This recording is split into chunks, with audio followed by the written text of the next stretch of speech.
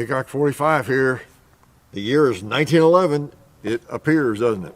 But no, it's not. We have a few on the table, and as you can tell from the title, it's going to be about a 1911, a pre-Series 70 1911 I picked up recently, and the reason I got a good deal on it was all broken. You see all the parts in a pile here.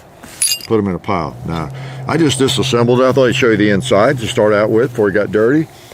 This is what a 1969 vintage Colt government model might look like. Okay, just admire that beautiful steel and machine work and I'm going to need your help putting this back together. So how do I do it?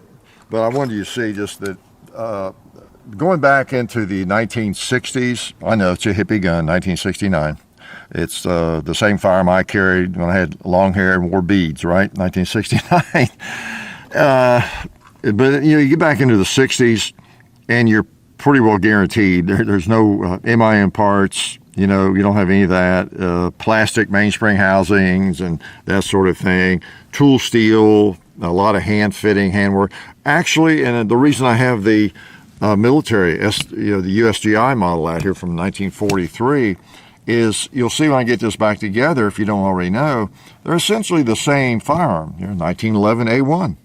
Okay, this is a commercial version of it, made a little bit later, but they haven't changed that much. Once they went to the A1 in 1924, longer than there, 25, this is exactly what they look like. And you got a couple other examples. I'm not going to do a lot of comparison, but some of you are not very familiar with maybe 1911s. You don't like them.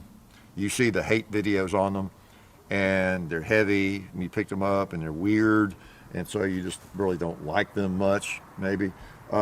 Again, as I often preach to you, you don't have to like them. They're not a carry gun necessarily. They're not even a firearm you want to use that you might want to use for a defensive, home defense firearm or anything.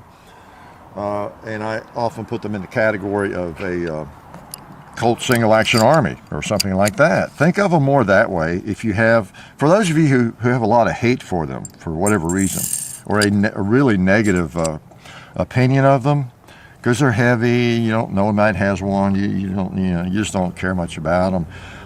Think of the history, okay? There's a lot of reasons that you really ought to have some interest in one, okay? Even if you don't want to own one. Wow, this was the U.S. military sidearm from 1911 up to 86. That's a long time. Well, it's something like 75 years maybe. So, the history is incredible, and that's just the military side of it. They were made commercially as well all that time, and this is a commercial version. Okay, not a firearm they used to make commercials. I'm talking about just for the general public, not military, although they're the same firearm. I mean, they really are, aren't they? So we're getting back together. I didn't have to call you over here to help me out, but look at the two. You see what I was talking about. Now the finish is different, of course, but not a lot of difference. Hammer's a little different. It's little tweaks and things. The sights are still pathetic, at this point. You're talking 43 versus 69, but they're essentially the same firearm, okay? And that's what this is, a 69 model. Now, I'll shoot here, but I kind of like this. You have seen this one recently, in fact, in several videos. The Series 80 1991 models, it's called, because it has a flat mainspring housing, a longer trigger, has better sights. Just those little tweaks make it a better shooter. At first glance, if I hold them up, you think, well, they're the same firearm, except for the grips, and they kind of are. But just those little things make a difference at some of the later models, which is why I brought that one out too. But it's a 1911 A1 basically, and this one was made back in the good old days. All right, let's put some ammo in it. Some of this fine federal ammo, and take a couple shots. I have fired at some.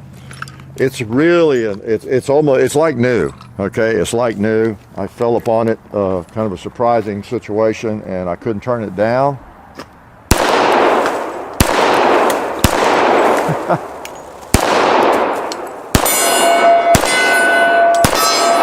Cowboy. I missed that 2-liter. I'm sorry. I apologize. Oh man, it feels good. Good old 1911. Before I go too far afield, I want to thank someone else that helps us. Look at this big chunk of silver over here. That's a, what is it? I forgot now. Yeah, it's a big one. It's a kilo of silver. And anyway, appreciate appmex.com. Check out the links in the description.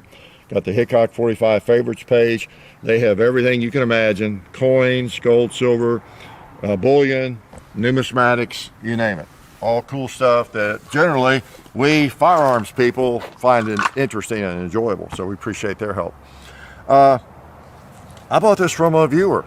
Believe it or not, I ran into them at the Military Arms Collector Show in Franklin, in Brentwood, Franklin, a few weeks ago. And they first thought they had a Series 70 and said they were selling one. They actually came to me. I'd spoken with them earlier and said came back and saw me again. So you wouldn't be interested in this gun, you know, as a man and his son, adult son. They were wanted to sell it for something else, looking some other firearm. And I had a Series 70. The first 1911 I had that I actually owned for a while, and I've told those stories, was just like this, except it was a Series 70. So I've often entertained the notion of getting a Series 70 again. And I meant to show you, it doesn't have the firing pin block, you know, and that kind of thing. It's how it mainly differs from a Series 80. And they're considered pretty desirable. And so I really was thinking about it, you know, and then wasn't sure. And I ran into them again, I guess a third time. And they had lowered the price a little bit on it. And I said, well, let me see it again. And I looked at it, and they said they had discovered it really wasn't a Series 70. It was a pre-70. It's you can tell from the markings, it's not a Series 70. It was made in '69. I looked up the serial number and everything, and that's what they had discovered. And I said, well, that's cool, you know, and I bought it. What can I say? And I'm really glad I did. I just like it. Now, granted, it doesn't have the stuff that most of us like on a 1911. This is the Ed Brown, of course. But these are the kinds of things that make one of these beauties so shootable. You know, checkering on the front strap, long trigger, this great beaver tail, you know, better sights, of course. This firearm, and it doesn't have a lot of flashy stuff on it, but this is the kind of stuff that most of us, if we're going to go compete or even carry one for defense, we like most of this on it. It just feels like $1 million. It feels great. But you know, this still feels pretty good. It really does.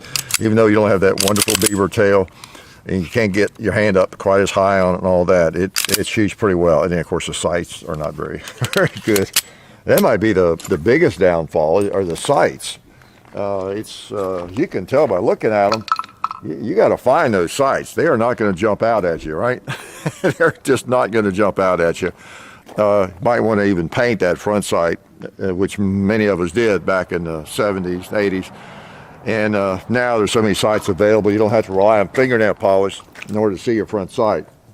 I put one in? I think I did. Nope. All right. Let's shoot some stuff. Let's shoot the paper a couple times.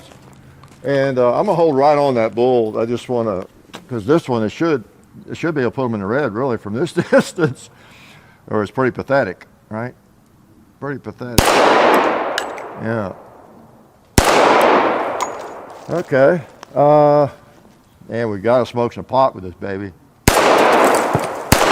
Yeah, it's never done that before. And paint can. Let's hit a 2-liter. Woohoo! And what about a new red bowling pin you've not seen? It's metal. Look at that. Yeah, I picked that up at a gun show. You imagine me going to a gun show? Why would I do that? Right? Well, I do it pretty often, actually, and I see a lot of y'all there, so you know I'm telling the truth. Oh, nice. Okay, so, well, I'll shoot a couple more times here. Now, I can't show off too big. I mean, those sights are pretty bad, but I do want to show you that even with pathetic sights, you know, they're not horrible. It's not like they're useless. You can.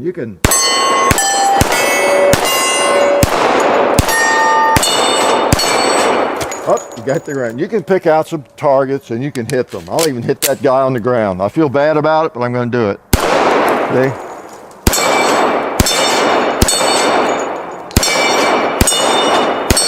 Okay, even on the shooting tree, those are not very big.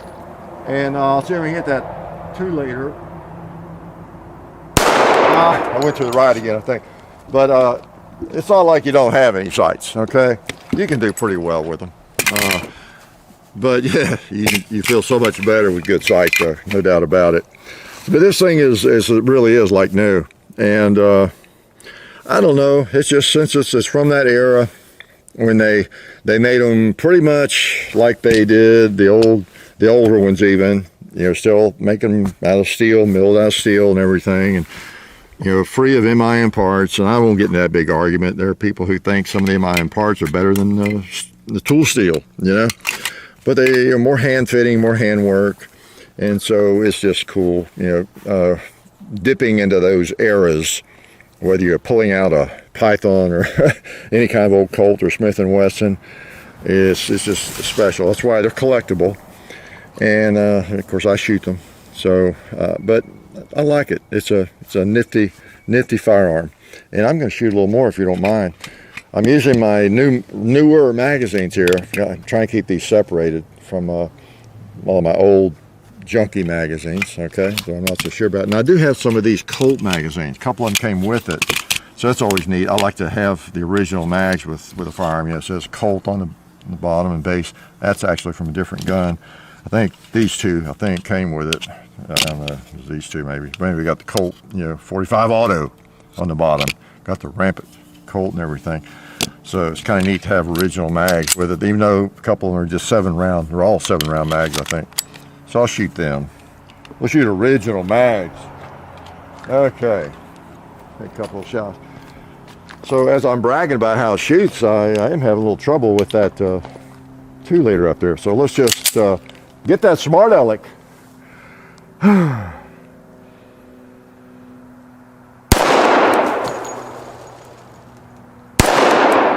It's amazing if you just put the sights on them. All right, let's christen this firearm on the gong. Put some big old 45 slugs out there.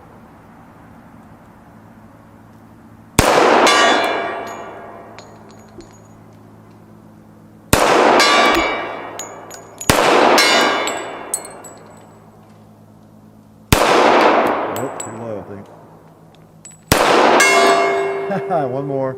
Let's try buffalo. You know what? That just didn't hold the slide back. Yeah, that's what it was. I thought it was empty. So that's my older Colt mag. I've had that one a long time. You can tell it didn't keep the slide back. So, but I'm determined to hit that buffalo since I said I would. Let's just do it.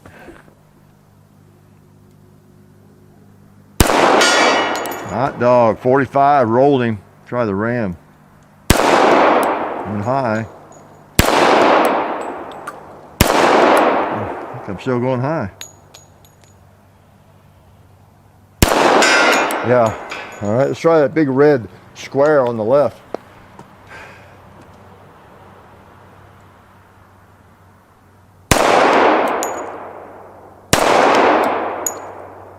Yep. That one didn't hold the slide back. I guess I better not take that into combat.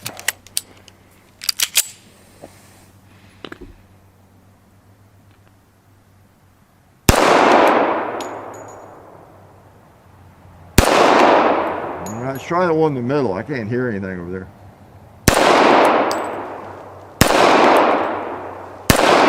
There we go, I heard that. That's what I wanted to hear. How about that hanging buffalo? Yeah. How about the swinging plates? Well, if I keep doing that, I'm flinching too on top of everything else. I don't get as good a grip on one, but I like them. Oh, there's some more ammo. Well, let's make it see if this one holds them back. Slide back. I'll try the plates. Oh, stovepipe. All right, we're ready. Let's clear that thing.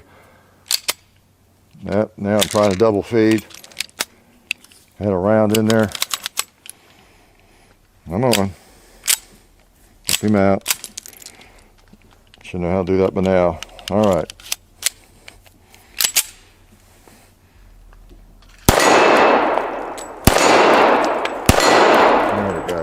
what I get for shooting a Glock so much. So these 4 mags, I guess they're pretty old, 69 or whatever, or before. I'm not sure about a couple of them. You wouldn't want to carry those, probably any of those, if you're going to carry this firearm for self-defense. You notice I have not had any trouble with these. In fact, I'll load one more. Some of this stuff. These are all newer Wilson Combat mags, and we'll see how it goes. Okay, shoot a couple more.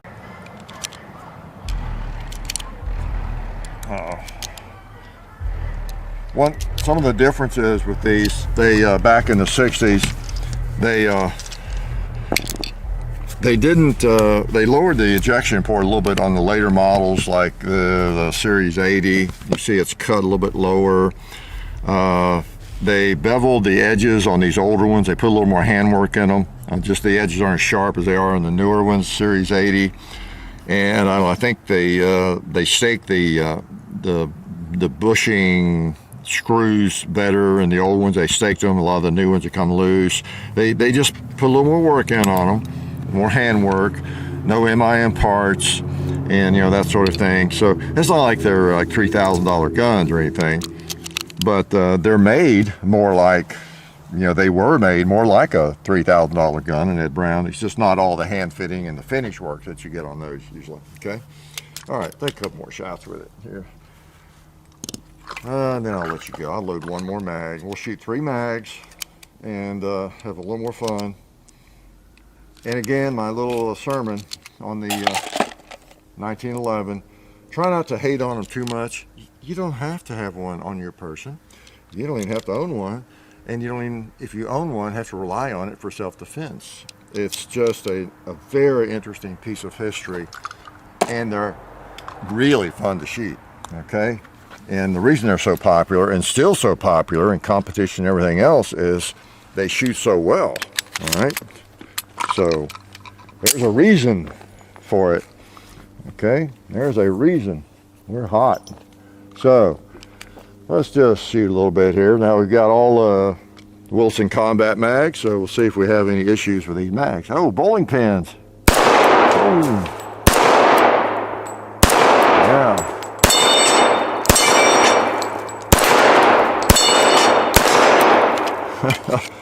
A little with that one, do we? Okay. Put that in. All right.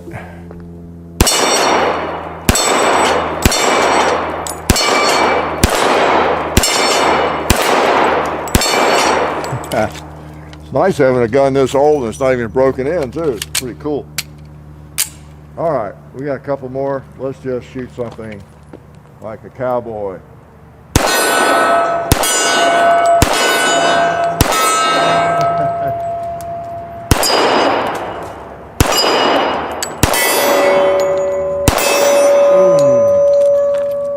Good old gun. It's always fun, not only to shoot a 1911. Like I say, you'll have to love it as your carry gun, but quite often it's in 45 ACP. And there's something just a lot of fun about carrying a 45 ACP. And that's another thing there's a lot of myth surrounding, is that cartridge. Nothing wrong with it at all. But it's not magical. It's not really mythical, but it ain't bad, And just because you own something in 45 doesn't mean you're on the 45 side of those endless arguments about 9mm versus 45 and all that silly stuff, okay? So I guess chill out, relax. If you think you'd ever have interest in a 1911, go for it. They're just a fun gun to shoot, and if you've never shot 45, that's fun too, because they don't kick that much. It really doesn't, even though it's a big old scary looking bullet maybe to you if you haven't shot a lot, and all you've shot's 380 or 9mm. It's a push, and it doesn't hurt you if you got a gun with a little bit of weight to it. And so the 45 is fun to shoot. The 1911 is great fun to shoot. So think of it more that way. And, think of the history. It's just phenomenal. This gun is such a part of this country for so long, and still is. Yeah, it really still is. So it's pretty cool. One made in 1969. Got it all scratched up and marked up now. Brass, but that's okay. I got it to shoot. And I will I'll get it broken in, and you might see it again. Okay, so another 1911, just what I needed, right? So what else can I say? Life is good. Oh yeah, that's better. This is a great gun for defense. Oh hey, didn't see you guys there. While I've got you here, I want to remind you of our friends over at Talon Grips and Ballistol. Talon Grips makes grips, can you believe it, for all different types of firearms. You can get rough texture or more of a rubberized texture. It just sticks right on there. You know, really affordable, really cool option to improve the grip for your handguns or rifles. So please check them out at talongungrips.com. You'll be glad you did.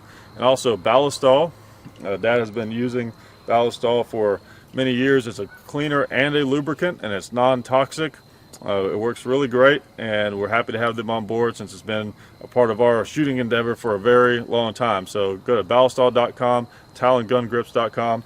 And also, while you're out there, I'm juggling all these things here. Also, while you're on the internet, please do check out our other social media like Hickok45 on Facebook.